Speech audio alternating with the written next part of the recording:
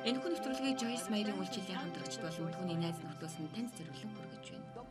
Бид амьдралдаа илүү сайныг хийх тусам бидний амьдралын чанар сайн байх болно. Би энийг л сонсохыг хүсэж байна. Бид амьдралдаа сайныг хийх тусам бидний амьдралын чанар илүү дээшлэх болно.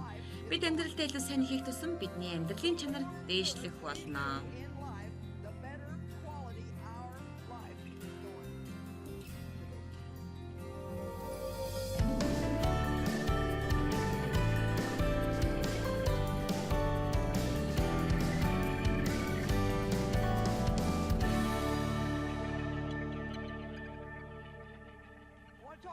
Амьдралаа хэрхэн үр бүтээлтэй чанартай өнгөрөх талаар өнөөдөр би ярих болно. Та амьдралаа дээд зэргийн үр дүнтэйгээр өнгөрөөж болно. Өөрийнхөө талаар дургүй зүйлстэй эсвэл буруу гэж бодож байгаа зүйлстэй автах нь биднийг өөртөө төвлөрсөн, өөрийгөө удирдсан амьдралтай болгодог. Энэ юу болохыг та нар мэдэх үү? Өөрийнхөө талаарх бүхий л буруу, муу зүйлээ бодож суух нь ариун зүйл биш. Бид өөрсдийнхөө буруу муу зүйлийг бодох нь сайн зүйл гэж шашин л бидэнд хэлдэг гэж би боддог. Тэгэхээр бид гэм нүгэлдээ үхсэн, тиймээс бид уучлалыг мөн хүлээн авах хэрэгтэй. Хэрвээ та ингэхгүй бол танд хий нэгэнд туслах ямар ч арга байхгүй. Өнөө өглөө миний охин өөртөө тохиолдсон нэгэн түүхийг надад ярьсан юм. Энийг би та нартай хуваалцъя. Миний охин одоо энэ конференцд сууж яж магадгүй. Ер нь хүмүүс маш зүй зохистойгоор бусдаас илүүгээр бие авч явах хэрэгтэй гэж боддог байхаа.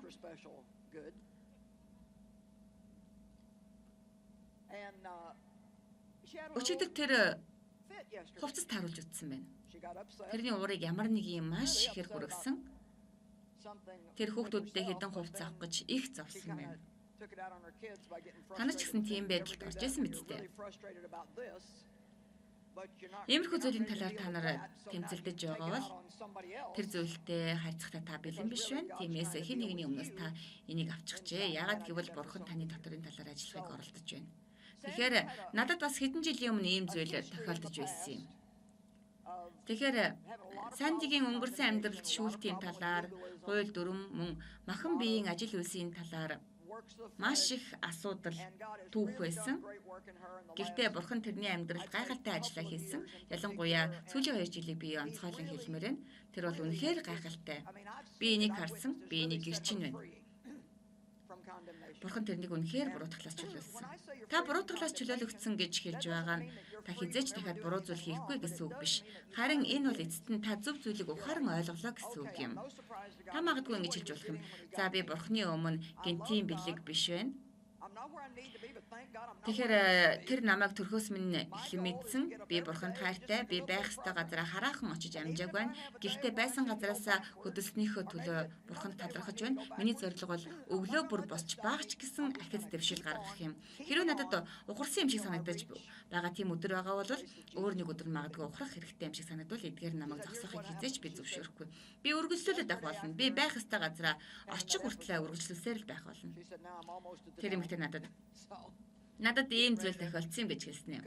Өчигдөр би энэ бүлгийг унсны дараа тэгээд цааш нь би нэг тийм дээр орших газар руу орох шиг болсон. Тиймээс би энд ирэхэд хэдэнэ бэлэн болсон байсан гэсэн. Тэгээд би одоо чамд ямар санагдаж байна гэхэд тэр надад ингэж хариулсан юм. Бурхан надад үзүүлснээр дараа би огтоосоо намайг уучлаач гэж гуйсан. Тэр хариуцлага би хүлээсэн гэж хэлсэн юм.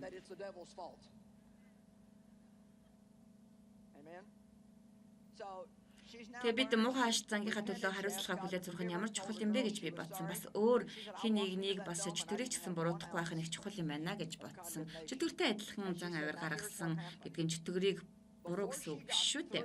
Тэгэхээр тэр одоо бол энэ тал дээр суралцсан, гэмшсэн, өөрийгөө уучлахын төлөө залбирсан охтуудаа харамсаж байгаагаа хэлсэн. Бас тэрээр би тэрхүү дээрх газар руу алхаж орсон бөгөөд тэнд намайг буруутгасан ямар ч зүйл байгаагүй. Тэгээд ийм л зүйл болсон юм да гэж хэлсэн юм. Тэр өнөөх дээрх газар руу нэвтэрч орохоос өмнө, энд орж ирэхээс өмнө тэдэнд хэн нэгэнтэй залбирах, хэн нэгнийг зоригжуулах, хэн нэгэнд үйлчлэх, хэн нэгний төлөө залбирах зэрэг 4 өөр боломж тэдэнд өгөгдсөн байсан. Тэрээр хэрвээ би энд эрэхтэй буруутгалтай ирсэн бол би эдгээр боломжуудыг бүрэн дүүрэн алдаг байсан. Яагаад гэвэл би өөр дөрөө маш их төвлөрч байсан бөгөөд бусад хүмүүсийн хэрэгцээ шаардлагыг өчүүхэн төдиж ухаарч ойлгодгүй байсан гэж хэлсэн юм. Тэгэхээр л энэ миний яриад байгаа зүйл юм. Ийм л учраас бид энэ утга учиргүй зүйлсийг зогсоох цэг дээр ирчихсэн байна. Бидэнд бурхны ажил хийгдэх хэрэгтэй болсон байна. Тиймээс бүх зүйл сайхан. Та нар бол сайн. Би танаас сүүлийн удаа хэлээ. Та нар бол гайхалтай. Энэ бол таны сүүлийн боломж. Энэ боломжоо ашигла. Та бол гайхалтай, гайхамшигтай, аимшигтай. Та аврагдсан. Та бурхны дотор зөвхт бас авьяастай. Таны амьдрал завилсан сайн төлөвлөгөө бурханд байдаг. Тэгэхээр одоо бид нар амьдралын сайн сайхныг хэрхэн олж авах талаар ярилцах гэж байна. Одоо бол харин би Христийн дотор хэмбэ гэдгээ мэднэ. Иесус аль хэдийн намайг засан залруулсан. Бурхан надад дууралдаггүй. Тэр надтай ажиллах болно. Бурхан хизээч ядардаггүй юм. Прескиланыг бидэнд хэлсэн. Та бүхний хідэн бурхан хизээч ядрахгүй гэдгийг мэдээд баярлаж байна вэ? Танд байгаа асуудлаас илүү бурханд илүү их төсвөр төвчээр байдаг. Би энд их баяртай байдаг. Тэгэхээр танд миний үлдээх асуулт бол энийг Христ бидний төлөө аль хэдийн хийсэн. Харин та тэргээр дамжуулан юу хийх гэж байна вэ? Та тэрний төлөө юу хийх гэж байна вэ? Биднийг ашиглахын төлөө та тэрэнд энийг зөвшөөрөх үү? Бидний дотор бодол санаагаар дамжуулан ажиллахыг та тэрэнд зөвшөөрөх үү? Бидний хүслээр дамжуулан ажиллахыг зөвшөөрөх үү? Тэрний мэдэрч байгааг бид мэдэрч сурсан. Тэрний хүсэж байгаа зүйлийг бид хүсэж сурсан. Харин бидний бие махбодороо үйлдэж байгаа Христийг харуулж байж бид бусдыг ивэдэг. Амралтын өдрийн турш Христ бидний төлөө юу хийснийг ярьсаар байгаад бид өнгөрөөж байна. Харин асуулт бол бид тэрний төлөө юу хийх вэ? Бид юу тарснаа хураадаг. Галаат 6-гийн 7-8-д тодорхой байдаг. Энийг харцгаая. За, магадгүй таны төлөө Бурхан юу хийснийг надаар хэлүүлэх нь танд дээр байж магадгүй юм. Харин би тэрний төлөө та юу хийж чадах вэ гэдгийг хэлхийг хүсэж байна. Үнэн дээр энэ бол бидний бүрэн дүүрэн дүүргэгдэх цорын ганц арга зам юм.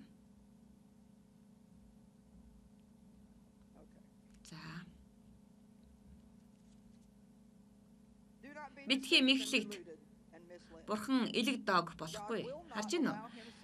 Чи Бурханы арга замаа хийхгүйгээр хүсэж байгаа зүйлээ олж авах арга зам байхгүй. Та Бурханы нэг ч сургамжийг хойш тавьж болохгүй. Хэрвээ ингэх юм бол бид альва юмыг хийхдээ өөрсдийнхөө арга замыг хайж эхэлнэ. Бид Бурханы арга замаар хийхийг ойлгох ёстой. Хүн юу тарьсан зөвхөн тэрнийг л хурааж авдаг. Тэгэхээр та нар энэ талаар чимээг болчлоо. Махан биедээ тархич нь махан биесээ ялзарлыг хурааж авна. Тиймээс хэрвээ би махан биедээ алхах юм бол цовдлогдоогүй миний бие сүнсний хэсгийн нэгдэл байх болно. Махан бие гэсэн нэр томьёог Библиэд ашигладаг энэ хэсгийг яагаад яриад байгаа энэ талаар болон за энэ бол Бурханд бууж өгөөгүй бидний нэг хэсэг юм. Хэрвээ би махан бие дотроо алхвал язралыг хурааж авах болно. Харин би сүнсэн бие дотроо алхвал ариун сүнсний өдөрдөмжийг дагвал бидний одоо яриад байгаа энэ зүйл буюу бид мөнхийн амийг хурааж авах болно. Хэрвээ бид сүнсэн дотор алхвал бидэнд байж болох хамгийн сайн сайхан амьдралыг бид авах болно. Үнийг хэлэхэд бид махан бие дотор алхаад байх юм бол мөнхийн улс руу яваад л болно. Харин та энэхүү аялалдаа баяр хөөртэй байхгүй байна. Та мөнхийн улс руу явхлах харин тантай хамтгийн нэгэн явахгүй байж болох юм. Би нэг л зүйлийг байнга хэлдэг. Би мөнхийн улс руу явах зам дээр байгаа байж болох юм. Хинт ч сайнаар нөлөөлж чадаагүй байх боломжтой юм. Би хэнийг ч өөртөөгөө хамт авч явж чадахгүй. Надад цөөн хэдэн хүнийг авч явах боломж байсан ч энэ бол тийм сайн зүйл биш юм аа. Тиймээс 7 дугаар ишлэл дээр бүүм эхлэл Бурхан элэгдэг болохгүй гэж хэлсэн байдаг. За харин 8 дугаар ишлэл дээр ягаад гэвэл өөрийнхөө махан биед тархич нь махан биеэс ялтарлыг хурааж авна. Харин сүнсэн тархич нь сүнснээс мөнхийн амийг хурааж авна. 9 дугаар ишлэл сайныг үлдэхдээ зүрхшээхгүй байцгаая. Учир нь хэрэг бид шантрахгүй байвал цаг нь болохоор хурааж авна. Тэгэхээр эцэст нь эндээс би нэг л зүйлийг маш сайн ойлгон ухаарч авсан. Юу гэхээр тухайн хүний амьдрал хэр их замбрааг байсан хамаагүй тэр хүн ариун сүнсний тусламжтайгаар зөв зүйл үйлдэхийг сонгосон тул зөв зүйлийг бид хизээч сонгох боломжтой. Тэгэхээр Бурхан бидэнд зөв зүйлийг хийхийг сонгоход туслах болно. Харин буруу зүйлийг сонгоход чөтгөр туслах болно. Харин хизээч хамаагүй бид зөв үйлдэхийг сонгосон бол Бурхны нэгүсэл бидний амьдралд дүүрэн байж бид альва зөв зүйлийг үйлдэх чадвартай байх болно. Тэгэхээр та нар миний хэлэх гэж байгаа зүйлийг сонсдоо.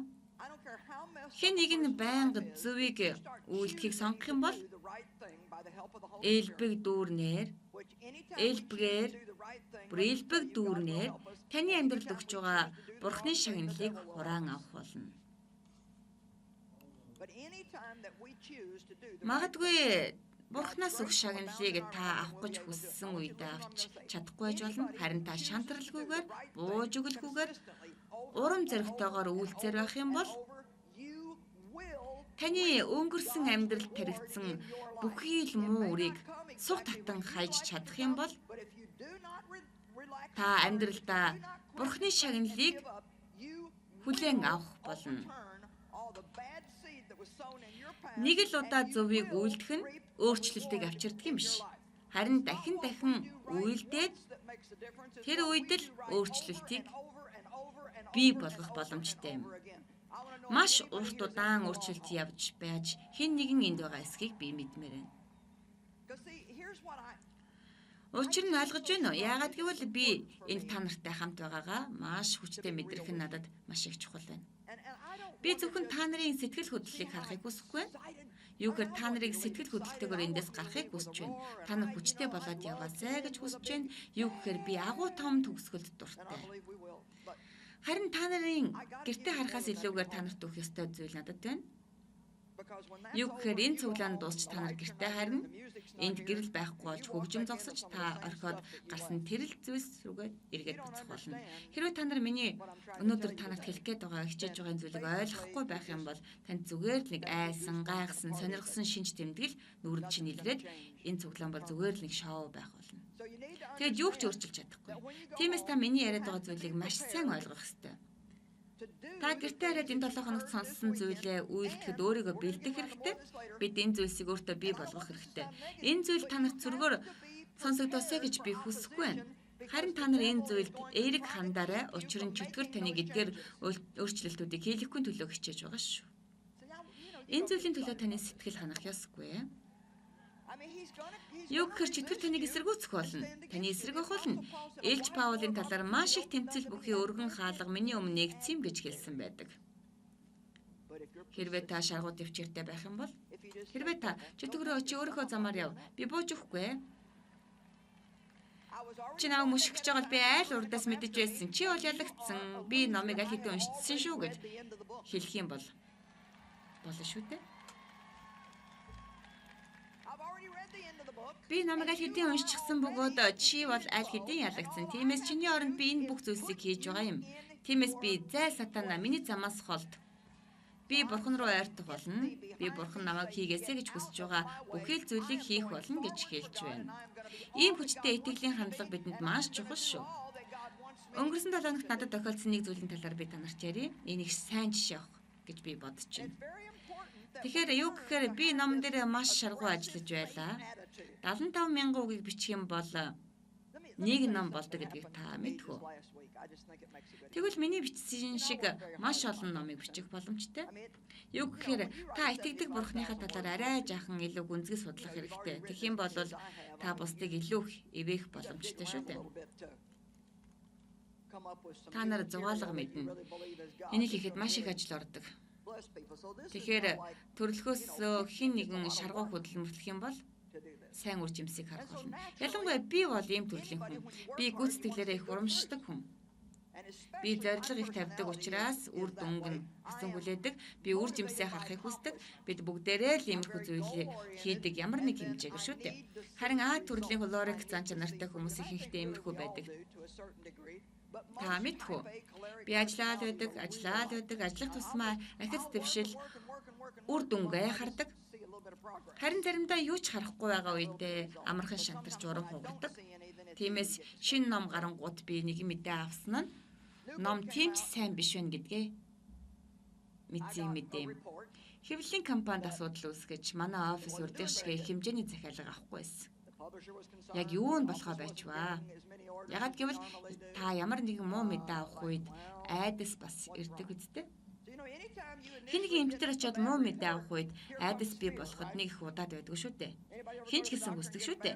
Юу гэхээр хүүхдүүдээ итгэхийг хүсдэг сургууль дээр асуудал үүсгээгүй байгаасаа гэдэл утас дугарлаа. Энэ бол захирал. Юу гэж та захиад биш шүү гэдэл. Бид бүгдээрээ муу мэдэн дургүй. Тийм ээ, би одоо та нарыг намайг сонсоосэй гэж хүсэж байна. Ягаад гэвэл энэ зүйл та нарыг гэртээ хайрах үед хэрэг болох болно шүү. Миний урам хугарч эхэлсэн. Юу гэхээр бурхан минь би энэ номон дээр маш шаргуу ажилласан шүү дээ. Гуйж байна. Тэгээд би ариун сүнс надад тийшээ яв гэж хэлхийг л би мэдэрсэн юм. Тийшээ яв. Тэгээд би шийдвэр гаргах хэрэгтэй болсон. Би мэдрэмжээ дагах уу эсвэл бурхны үгийг дагах уу? Зайлвэ, юу гэж миний нэг хэсэг болохоор би өрөөнд орж суугаад маш их уйлахыг хүссэн. Бурхан минь би маш их ажилласан шүү дээ. Би бараг 40 жил ажилласан шүү дээ, бурхан минь. 40 жил. Харин миний нөгөө тал болохоор тэрийгэ болоо гэтэл. Юуны өмнө би үнэхээр намаар бөмбөгдүүлсэнсэн бол би одоо хэрнээ маш их эвээгдэх байсан. Ягаад гэвэл Нью-Йоркийн шилдэг борлуулалтын номын жагсаалтыг тэргүүлж байгаа 3-аас илүү ном надад байсан юм. Тиймээс надад тиймэрхүү зүйл хэрэггүй байсан. Тэнийг зүйл хийх ч хэрэггүй. Тэглээгээд бүх зүйл миний хүснээр болохгүй шүү дээ. Харин би сүнсэндээ бурхан намайг хүчтэй байлгахыг хүсэж байгааг мэдэрлээ. Итгэлээрээ шаргуу байх, махан биедээ хүчтэй шаргуу байх биш, харин итгэлээрээ хүчтэй байх хоёрын хооронд ялгаа бий. Тиймээс би өөрийнхөө тунхаглыг бичиж эхэлсэн юм. Тэгээд би миний номнууд сайн байх болно гэж итгэж байгаагаа бичсэн. Би зөвхөхгүй бууж өгөхгүй байх болно гэж би итгэлээ тунхаглан бичсэн. Би ялагдахгүй гэж тунхагласан. Тэгээд би эдгээр зүйлсийг чангаар тунхаглах цагийг гаргасан. Номынхаа талаар бодох бүртээ урам хугарахын оронд харин би эдгээр итгэлийн тунхаглаа бодож ингэж хэлдэг байсан. Миний номнууд хамгийн багадаа 50% зарагдаж тэрнээс илүүгээр бүр илүүгээр зарагдах болно гэсэн. Өөртөө тэмцэх хэрэгтэй. Зүгээр суугаад гомдол гаслах хэрэггүй. Харин та өөртөө тэмцэх хэрэгтэй. Би дараагийн 4 өдөрөнд бурхан болвол агуу гэсэн ишлүүдийг олж тунхагласан. Миний дотор байгч нь энэ дэлхийд байгчаас илүү агуу юм. Муу ёрийн сүнс бол худалч бурханд бүх зүйл боломжтой. Миний хувьд боломжгүй зүйл нь бурханы хувьд боломжтой. Юу гэхээр би бурханы үгээр тэмцэн гэсэн үг л дээ. Та нар гэсэн бурханы үгээр тэмцэх хэрэгтэй шүү дээ.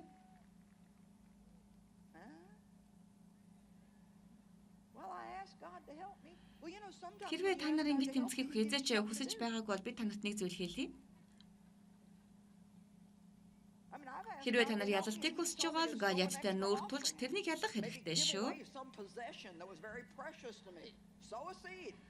Тэгэхээр би бурханаас тусламж гуйсан шүү дээ. Тэгэхээр заримдаа та тэрнээс тусламжийг гуйхад бурхан танд ямар нэгэн зүйл хийх хэрэгтэй гэж хэлдэг. Би бурханаас тусламж гуйхад бурхан надад илүү хөргөл өгөхийг, надад хамгийн их үн цэнтэй тэр эзэмшил зүйлийг өгөхийг хүссэн юм. Үр тарих, чанартай үр тарих. За, үрийг тэр ургацын хувьд надад найд та нар намайг тэнд битгий аваачаарай да. Би та нарт өөрийнхөө хувийн амьдралаас хэсэг гэрээ. Тэгэхээр би 4 өдрийн турш тэмцэлсэн юм. Би аль хэдийн сэтгэл санаагаа сайхан болгосон. Бурхан минь, би хамгийн сайнаараа ажиллаж тэмцэх болно. Харин би үр дүнгийн талаар бурхан надад найдаж байна. Би өөрийнхөө хийх ёстойг хийх болно. Харин та өөрийнхөө хийх зүйлийг хийгээрэй гэдэл 4 өдрийн дараа би оройн 8 цаг үед хэвлэлийн газраас зурус хүлээж авсан юм. Хөөе Joyce, таны ном шилдэг борлуулалттай намын 4-р чигсэж байна. Мөг өшөө алгуурхнаар л эхэлж байна да гэж би хэлсэн. Та өөртөө тэмцэхтэй бэлэн байгаарай. Хүүхдүүдтэй хүсдэг сайн зүйлс тань хараахан биелэхгүй байгаач энэ бүхэн болох болно гэдэгт итгэлтэй байгаарай. За тэгэхээр юу буруудчихсныг би ойлгохгүй, юу ч өөрчлөгдөхгүй, болж бүтэхгүй байгаа юм байхгүй. Би тэр конференцэд явсан шүү дээ. Тэгээд энэ 2 CD номыг ч хүртэл авсан. Бас бодвол хүртэл худалдаж авсан. Гэтэл миний амьдралд асуудлууд байсаар л ингэж та хэлэх хэрэггүй. Та нар байна уу? Та нар эндээс гарахтаа бэлдэх талаар, дайснаа таньж мэдэх талаар, урд өмнөхөөсөө илүүгээр таны эсрэг байгаад та бэлэн байх талаар би ярьж шүү дээ. Би та нарыг гэрлүүч нийлгээхдээ ингэж хэлж болох юм. За эзнийг магтъя, таны амьдрал одоо бүх юм сайхан байх болно. Ягаад гэвэл энэ 7 хоногийн туршид та энд байсан гэж хэлснээс үнийг хэлэх нь илүү дээр шүү дээ. Тийм биз дээ. Христийн дотор та хэн бэ гэдгээ мэддэг байх хэрэгтэй. Энэний нэг хэсэг нь бол хэн таних вэ? Таны үндэс суурь үргэлжил чинь юу байх вэ гэдгийг та мэдэх явдал юм шүү дээ. Чөтгөр бол хизээч миний үр хөвгт болохгүй шүү дээ. Тэр бас хизээч миний ач зээнэр болохгүй. Хизээч болохгүй шүү дээ. Амен. Та магадгүй тэгэхээр би Христийн дотор хэн бэ гэдгээ бас юу минийх вэ гэдгээ мэднэ. Гэхдээ л асуудал байсаар шүү дээ гэж хэлж болох юм. Тийм ээ, энэ зүйлс байсаар л болно, хараахан алга болохгүй л болов. Энэ бол асуудал. Бид тэгэхээр бурхан миний цагийн хуураар ажилласангүй. Тиймээс би алчуурн чигдэн гомдон гашуудсан гэж боддог. Би хүүхдүүдээс гайхалтай зүйлийг олж хардаг. Ач зээнараасаа бас хардаг. Би өөрийнхөө бие махбод амьдрал дээр үйлчлэл дээрээ санхүү дээрээ гайхалтай зүйлсийг олж хардаг. Бурхан дотор бууж өгөх гэж байхгүй. Дагалдагч нарыгаа завиндаа суугаж Марк 4-р бүлэгт бичсэн байдаг. Тэд завиндаа хүрэх үед нөгөө тийшээ явцгаая гэж хэлсэн гэдэг. Би энэ үг нэг их дуртай л да. Нөгөө тал руу явцгаая. Юугаач бурхан ямар нэгэн зүйлийг хэлсэн л бол энэ нь утга учиртай байдаг. Тийм ээ, тэд нар нуурын дунд хэсэгт ирэх үед шуурга дэгдэж эхэлсэн бөгөөд харин Иесус унтаж байсан. Нэг их таатай зүйл болоогүй. Маш их хүнд хэцүү зүйлстэй тулгарсан үед салхи шуурган дунд байх үед бурхан унтаж байгаа юм шиг танд санагддаг. Заримдаа бурхан унтаж байгаа мэт байдаг. Учир нь ийм нөхцөлд биднийг ямар үйлдэл үзүүлэхийг тэр харахыг хүсдэг. Биднийг сунгахыг хүсдэг. Яг үнийг хэлэхэд тэр бол миний хувьд бяцхан сорилт байсан юм. Тийм зүйлийг туулах надад сайн байсан. Тэгээд би улам лавшран үгүй би болохгүй, би бууж өгөхгүй гэж хэлдэг. Надад байж болох хамгийн сайн сайхан амьдралын төлөө би итгэдэг. Би илүү шаргуу ажиллах үедээ сайн үр дүн хүлээдэг. Энд ямар ч буруу зүйл байхгүй. Та ч гэсэн юм байх хэрэгтэй. Та шаргуу ажиллаж ургацынхаа төлөө хөлсөө туслуулан ажилласан бол таны амьдрал дарвин их ургац ирэхийг хүсэн хүлээх хэрэгтэй. Энэ их чухал юм шүү. Та ургацаа хүлээх хэрэгтэй.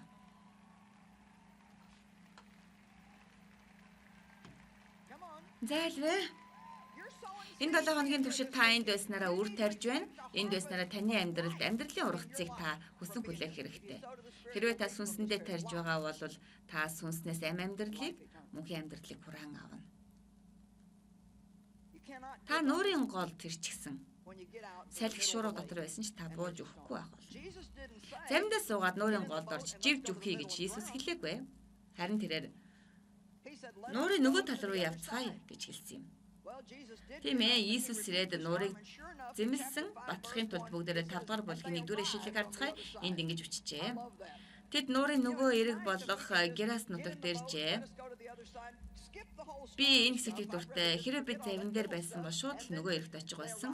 Дунд нь олсон шуурга зэргийг алгассан бол илүү дээр байх авсан гэж боддог. Дунд нь олсон бүх зүйлийг мартаад тэгээд л тэд нүрийн нөгөө эрэгт иржээ гэж бичсэн бол илүү дээр байсан. Гэхдээ энэ амьдралаас би юуг олж мэдсэн гэж? Эхлэл гэж заавал байдаг. Төгсгөл гэж заавал байдаг. Энэ хоёр хоёулаа сэтгэл хөдлөмөр зүйл. Харин тэдний дунд хэсэг бас заавал байдаг. Асуудал юу байна гэдгийг та нар мэдэж байна уу?